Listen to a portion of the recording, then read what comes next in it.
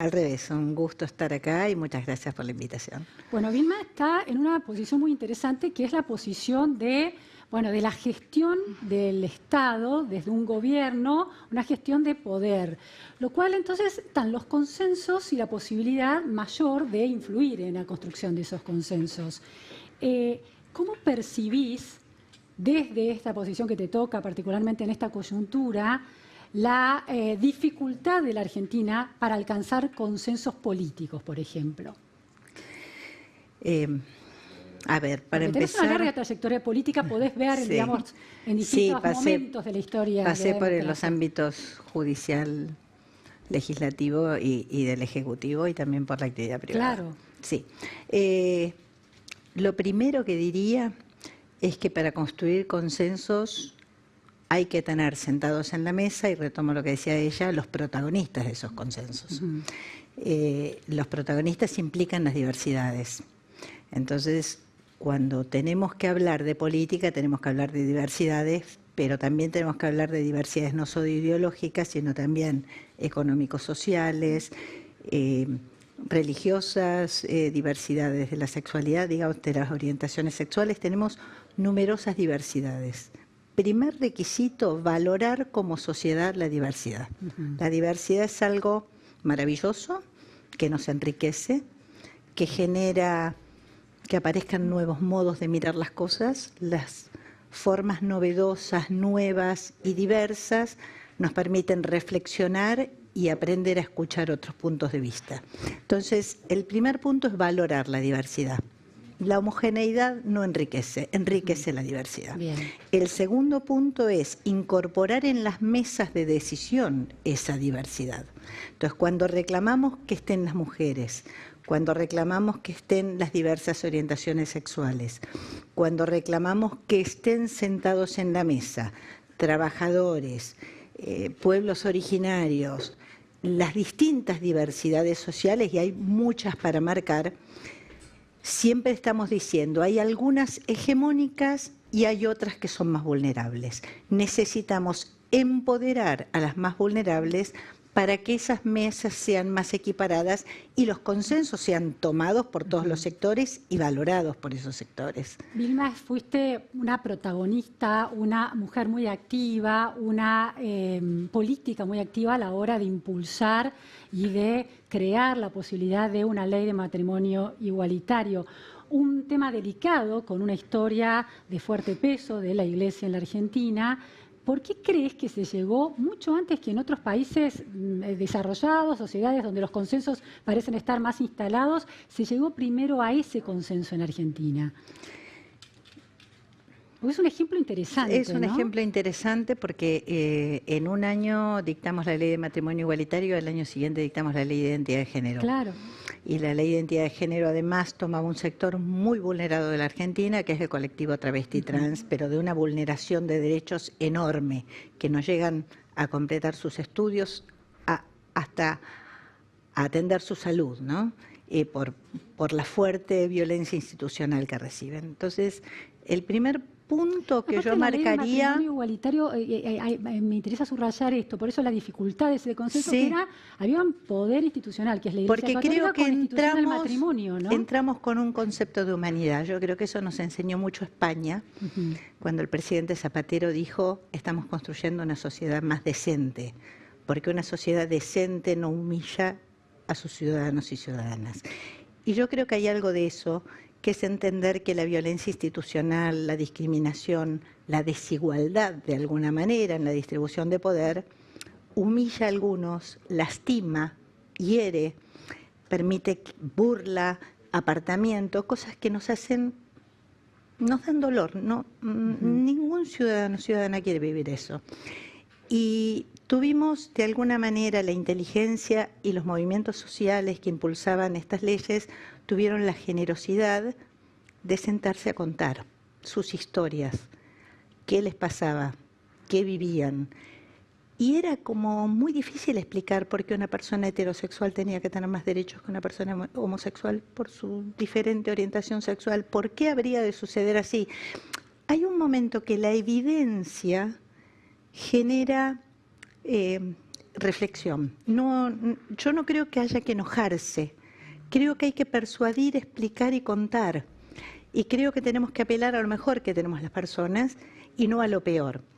Entonces, esa confrontación dura, claro, descalificadora, no sirve para ganar consenso. pero la idea Sirve humanista de persona, la ¿no? idea, Extendiéndose en el debate. creo que el Estado ayuda mucho, por eso digo que cuando un gobierno está dispuesto a ampliar derechos, allí se puede entrar. Cuando un gobierno retrocede frente a eso, se hacen más difíciles a veces las agendas. Entonces yo creo que hay dos puntos. Una, un trabajo muy fuerte de organizaciones sociales que son las que demandan y que representan de alguna manera estos sectores más vulnerados. Y el trabajo de los legisladores de hacerse cargo de esa representación social en sus distintas diversidades, y un Estado y gobiernos que amplíen, que estén dispuestos a abrir las puertas para estos debates. Porque las sociedades muchas veces temen a los cambios. Es natural, casi diríamos, razonable. Tenemos que poder comprender que esos cambios nos vuelven mejores personas y mejores sociedades. Vilma, ¿por qué, en cambio, también dentro del paraguas de derechos que tocan a definiciones de géneros o prácticas sexuales, el tema del aborto se convierte en un tema que produce diversidades al interior de esa discusión, mucho más difícil de resolver, a pesar de tener gobiernos de distintos signos políticos que lo han impulsado o trabado de distintas maneras? ¿Por qué ese tema es más difícil? El tema del aborto creo que ha tenido una mayor dificultad por la resistencia muy marcada de algunos sectores religiosos que tienen una raigambre muy grande en nuestra sociedad. Yo creo que no hay que enojarse, yo creo que hay que explicar.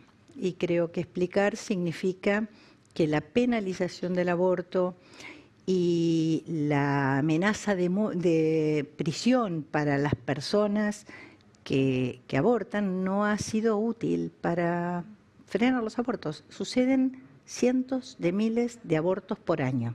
Entonces, quien dice defender para que los abortos no sucedan, lleva una muy mala política, los resultados son horribles.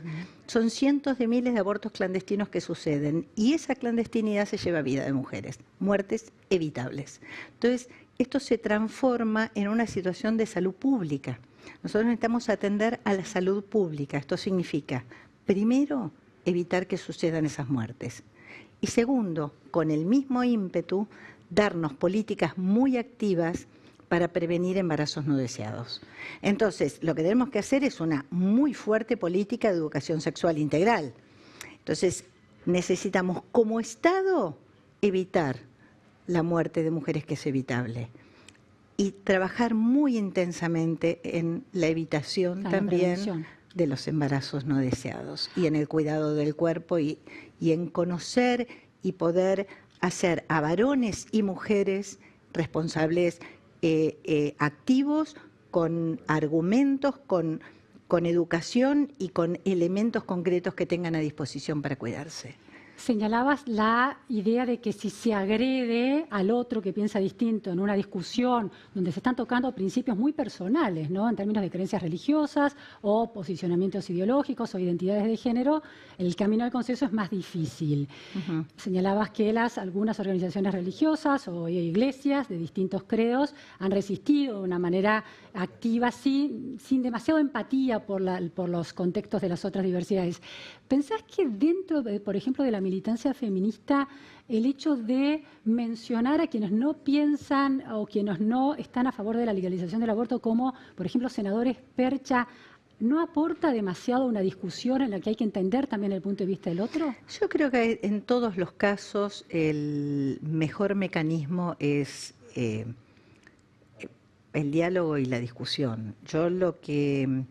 En todos los casos, en todos. Yo no soy una persona que me guste, ni pueda, ni me sienta convocada a insultar, ofender, y del mismo modo no acepto que lo hagan conmigo, ¿no?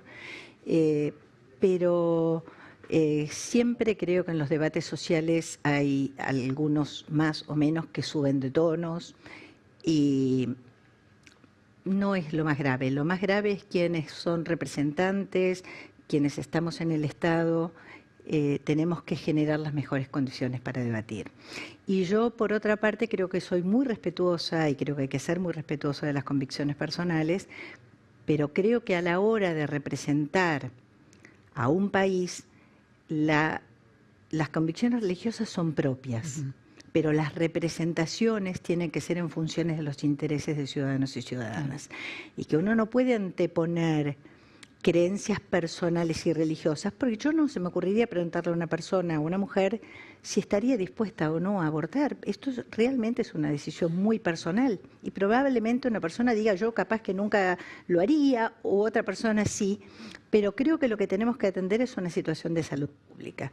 Y en ese sentido es muy importante interpelar a los representantes y a las representantes a dar cuenta de los problemas sociales y no de la creencia personal. Claro. Esto es muy importante en materia de hacerse cargo del Estado y hacerse cargo del gobierno de un país de alguna manera y de hacerse cargo de la representación social. No son ministros de los credos, sino son políticos que representan al pueblo. No puede decir mi religión, claro. Tu religión es tuya y está muy bien que sea tuya y además es muy importante que la respetemos.